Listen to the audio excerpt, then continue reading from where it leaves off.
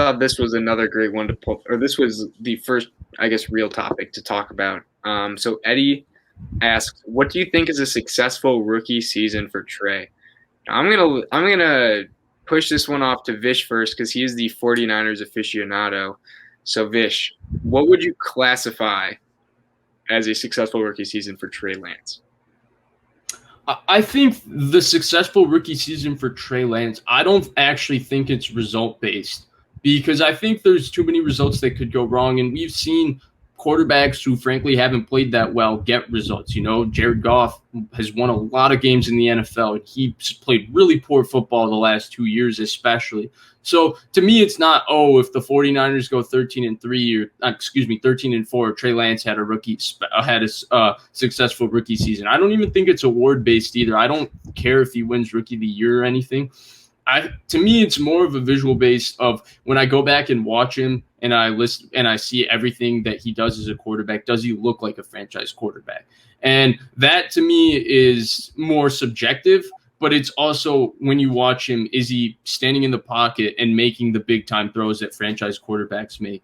Is he making plays with his athleticism? Is he making plays with his mind? Is he executing what's there? Those are the questions to me that would make him a successful rookie. And, he could do all of those things and have crappy numbers and lose a bunch of games, but that could be, because the surroundings around him dissipate very quickly. A lot of guys get hurt, and now he's got no protection, no receivers. Debo, Brandon Ayuk are hurt, so he has no Trent Williams gets hurt. This is just a worst-case scenario, but Trey Lance could still play really well, and we just wouldn't know it. So, you can look at Tua's stats last year. Tua's stats are pretty good, actually. They're pretty close to Joe Burrow. You go back and watch both of those quarterbacks, it's not really close on which one is clearly playing better football. Joe Burrow looked just a step above from Tua last year. So that's what I want to see from Trey Lance. To me, a successful rookie season of him showing that physically and mentally he is the quarterback and the franchise quarterback of the future.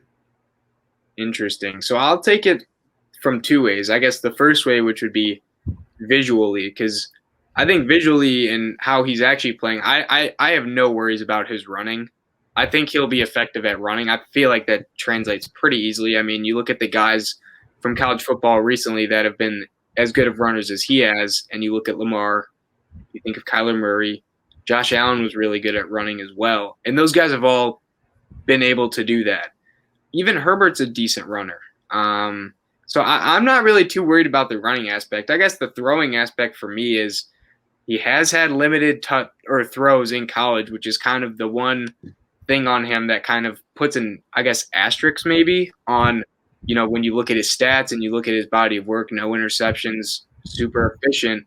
That's the one thing that people will point to and say, well, we haven't seen it over a long period of time. And I honestly don't think you've talked about this a lot. I don't think he'll be a type of quarterback doing what Joe Burrow had to do and dropping back 40 to 50 times a game. That's just not how the Niners are built at all.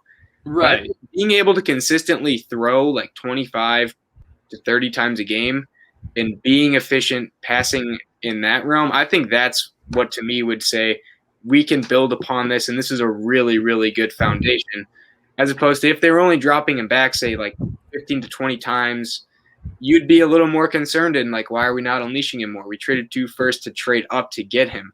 Because I think that's built into it as well. Like, you traded 2 future firsts, and if he's not coming out and looking good, I really do think the 49ers fans aren't going to be the most, willing to like hold his hand to get him to that process.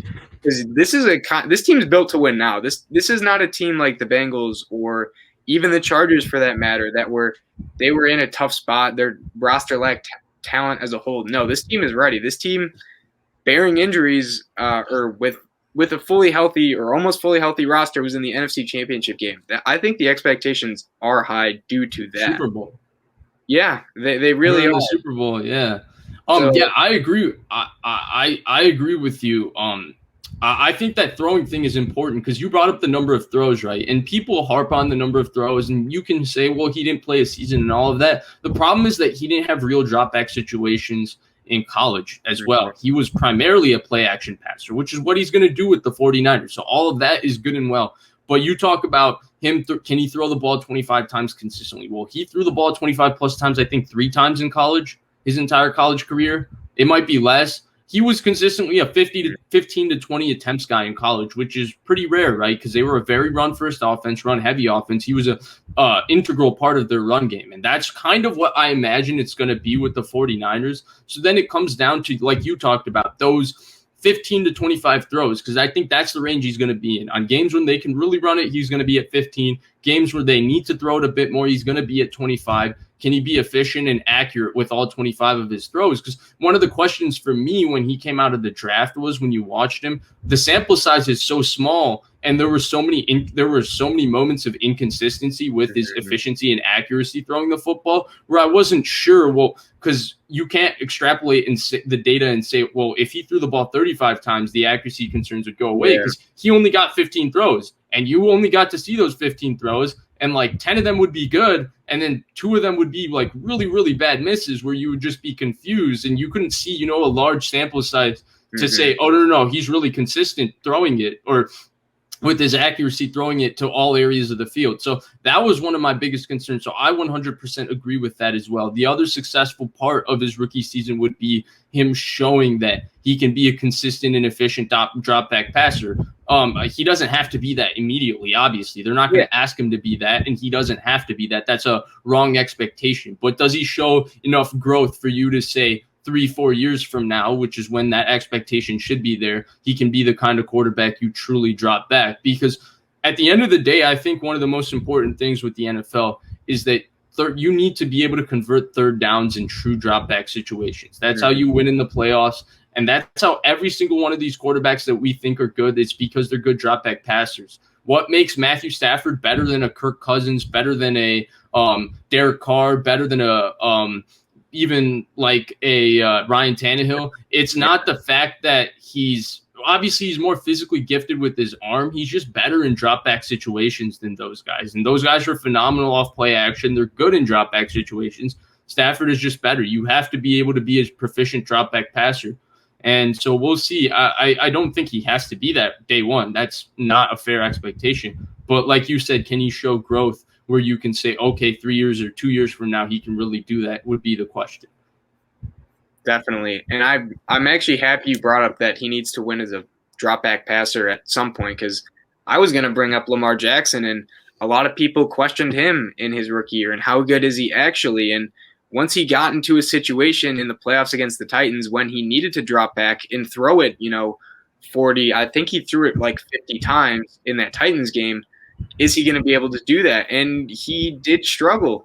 It wasn't very pretty, and he's obviously grown a lot since then. I mean, even from that Chargers game too, like from then to what he did against the Titans this year, I think was incredible growth.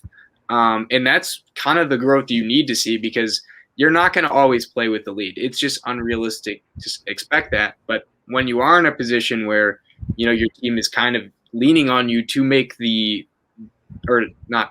to throw the ball like 30, 35, 40 times, are you going to show growth? Are you going to be able to actually do that? Because if you're not, I mean, your team's very limited, because basically what you're saying at that point is your team has to be in a winning position at all times. Yeah, and to just piggyback on that, I think the most important thing, and the reason I don't even think Lamar's a good comparison, is because Greg Roman's poor at scheming up the drop back pass game for Lamar, and his receivers are not the best at winning off man coverage. The Niners have Brandon Ayuk, George Kittle, Deebo Samuel, 3 guys that can win in one-on-one situations, especially Kittle and Ayuk, and they have Kyle Shanahan calling the plays. So ideally, Trey Lance is in the ideal situation to show all of these things. I think he ultimately will, but we will see, and I think that's really going to dictate not only the successfulness of his rookie season, but the successfulness of his career. Because at the end of the day, Trey Lance's success is not going to be defined by his first 2 or 3 years and how well he does with this loaded roster. The important thing when you trade 2 first-round picks, swap a third and a third-round pick for a quarterback, is that you expect him to be your starting franchise quarterback for 10 years. You expect him to get a second contract, and you expect him to be that franchise guy for 10 years. 10 years is the goal, and so, in my opinion, at least. So I think that drop-back element will ultimately define the entire success of the entire thing. Mm-hmm. Definitely. And it'll be something to watch. I think that's kind of one of the main things with the Niners is, whether they go 15-2 or 2-15, does Trey Lance, if he, I think we both agree he'll play at some point this year, does he look like he's a capable drop back passer? Because if not, then you're going to be you should be concerned. So I would be concerned, but I think they can win a lot of games even if he doesn't, because their play action is going to be so good, and you add his running element. I still think they can run the football. Kyle Shanahan's so creative, and their defense is so good. So that's why I said at the beginning, it's not going to be a results thing that defines to me how successful they are, because I think they can go 14-3 with Trey Lance struggling in the drop back pass game. Okay, but for the long term of his career, you would I would personally, I would have question marks, right? I wouldn't be able to deem it like 100% successful, but I could also see them going, 4-13, but Trey Lance looks really good as a drop back passer. His running is there. His play action execution is there. His decision making is all there. And I'd be like, yeah, this guy's the next superstar, even though they just went 4-13 with him and stuff. To me, it's all about how he plays individually, not how the team does around him. Yeah. I'm interested to see. I think that's probably one of my favorite storylines heading into this year. Like, how can a third overall pick do with a team that is a year off from being in the Super Bowl, and will he get them back there, or maybe is this team, or was that the best the team will be for the foreseeable future? But we will see. Good question though, Eddie.